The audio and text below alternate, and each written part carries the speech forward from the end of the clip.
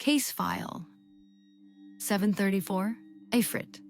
Documented incidents, numerous, significant human impact, widespread psychological trauma, and property destruction. Compelling fact, often described as a living conflagration born of smoke and fire, not unlike a sentient blaze. Tonight, we open the archives on a powerful, ancient entity whose influence continues to ripple through our modern world, leaving a trail of terror and unanswered questions.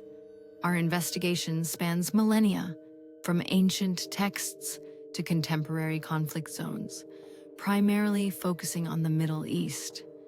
We're tracking a pattern of aggressive, elusive entities, often manifesting in high-stress environments.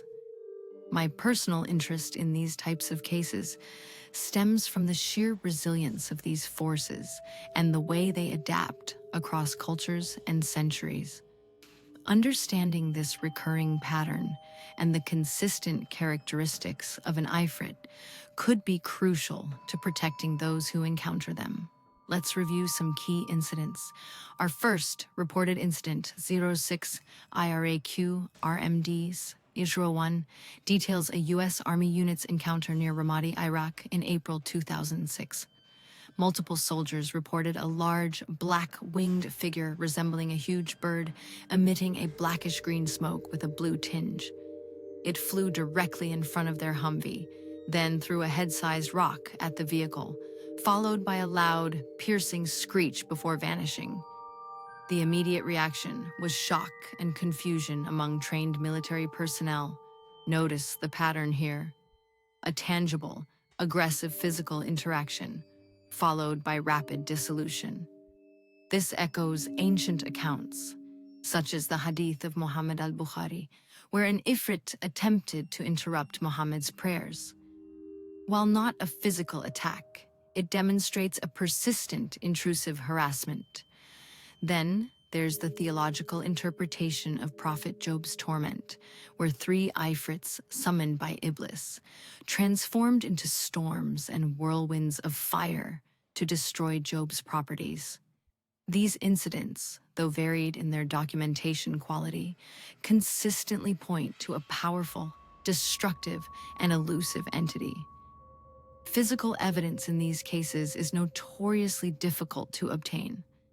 In the Ramadi incident, a thrown rock was reported, but no forensic analysis was possible.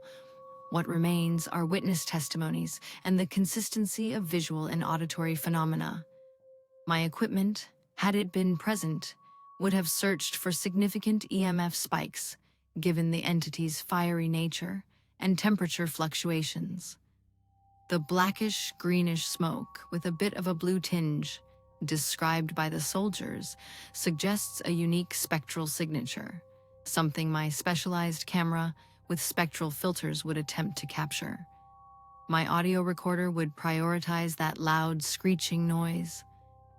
My third eye picks up on the subtle, energetic residue left behind when such powerful entities manifest and then dissolve. A lingering sense of displaced energy, almost like a heat shimmer where there should be none. The fact that it was visible through night vision, however distorted, is a crucial piece of data. It interacts with the visible light spectrum, even if briefly. Synthesizing these varied accounts, we see a consistent behavioral pattern: nocturnal activity, preference for desolate or high-stress environments, and a tendency towards aggressive harassment or physical interaction, often culminating in rapid dissolution.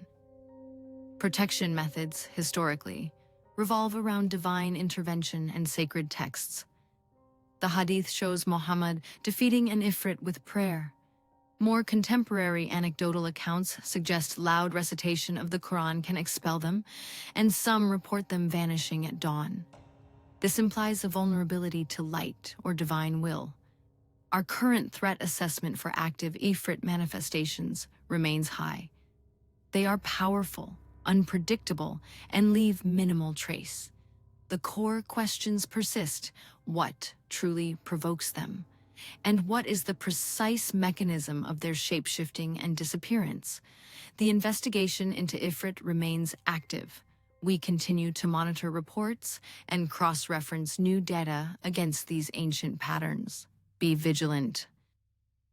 That's all for today's investigation into the shadows. If you want to dive deeper into the dark archives, make sure to subscribe to the HistoT YouTube channel.